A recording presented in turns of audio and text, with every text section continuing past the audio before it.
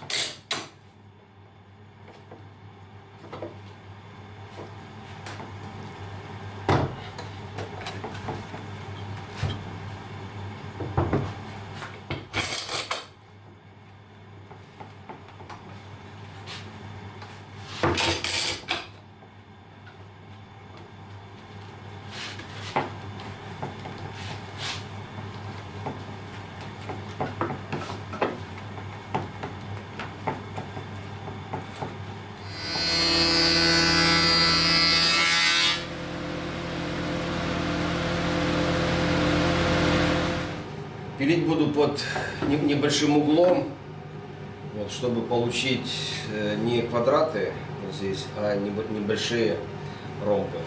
Ширину пиления устанавливаю 7 миллиметров. После шлифовки у нас останется где-то около 5 миллиметров.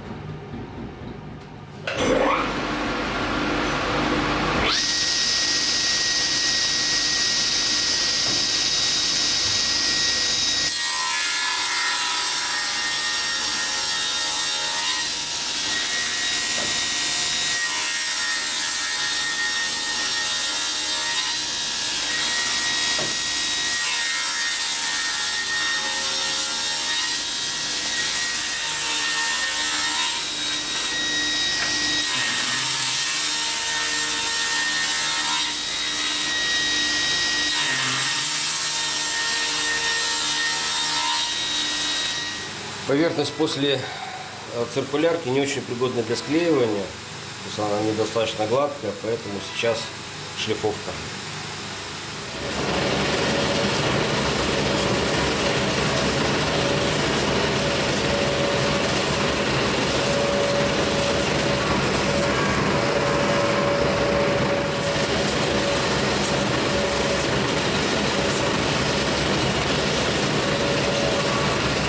При шлифовке пару полосок сломались, вот, причем обе сломались по дубу. Видимо, попался хрупкий дуб, но это нормально, всегда есть какой-то брак, поскольку транспортерная лента мягкая, и когда валики прижимают, происходит изгиб полоски, и они очень тонкие, соответственно трескаются. Это, с этим ничего не поделаешь.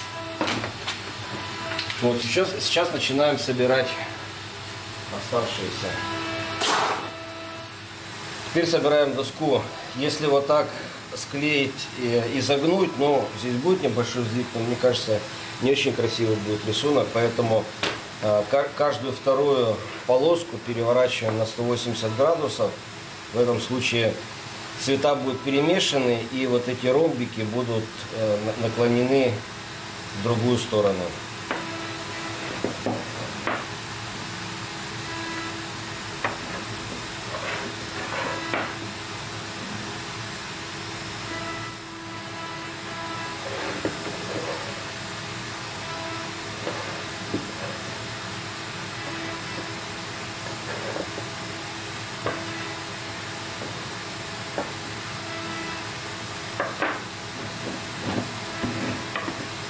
Начинаю склеивать. Есть у меня вот такие как бы бруски уже с готовым шаблоном. Амплитуда волны здесь 10 миллиметров. Практика показывает, что большие торцевые заготовки не выдерживают. То есть здесь не помогает ни смачивание, ни выпаривание заготовок, поэтому 10 миллиметров вполне достаточно. Начинаем клеить, клеим по частям, имеется в виду, наносим клей, поскольку все это не поместится.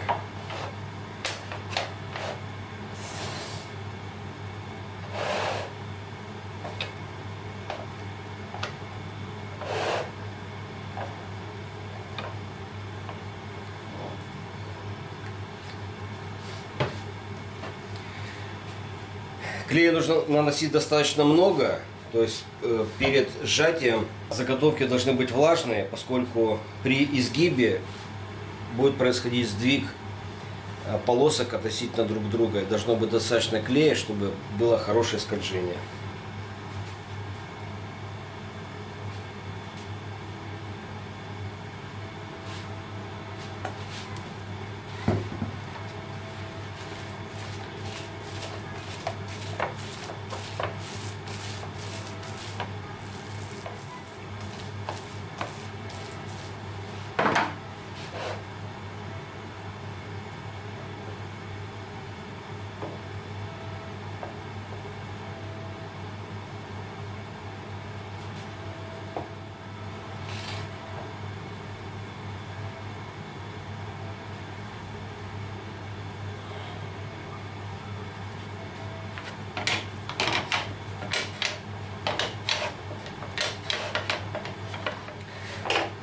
Кроме того, большое количество клея немножко увлажняет эти полоски торцевые, и они становятся более гибкие, меньше вероятность растрескивания.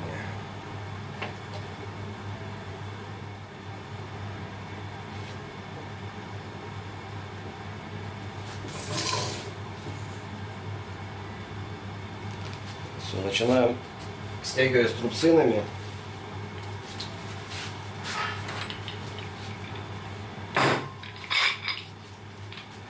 Вот. Струбцины сжимать нужно очень медленно, чтобы дать возможность заготовкам принять нужную форму. Я уверен, что они не треснут, но тем не менее за этим нужно следить.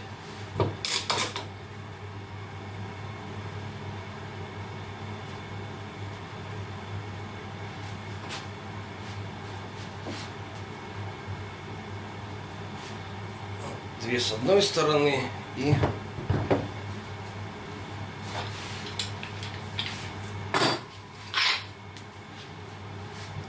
также медленно и спокойно сжимаем со второй стороны.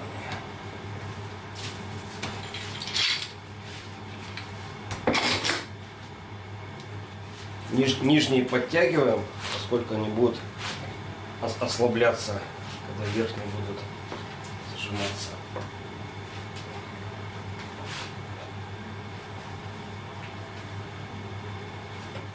Видно, что ни одна заготовка не треснула, и когда клей высохнет, это будет монолит, с которым уже никогда ничего не произойдет. Клея много, поэтому сушим сутки.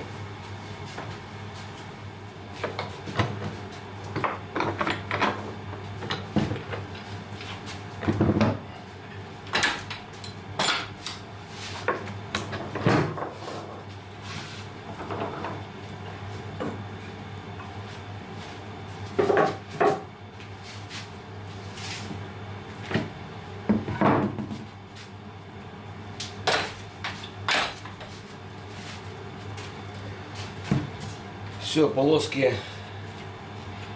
изогнулись, хорошо склеились, теперь с ними никогда ничего не произойдет. Нужно сказать, что вот такие доски, изготовленные из маленьких кусочков, являются очень прочными и стабильными. И я думаю, что эта доска может жить десятилетиями. Такие доски требует рамку, поскольку при обрезании до прямоугольной формы будут очень видны маленькие такие кусочки древесины, и это выглядит не очень опрятно. Поэтому сейчас сделаю небольшую рамку, но думаю, из ореха.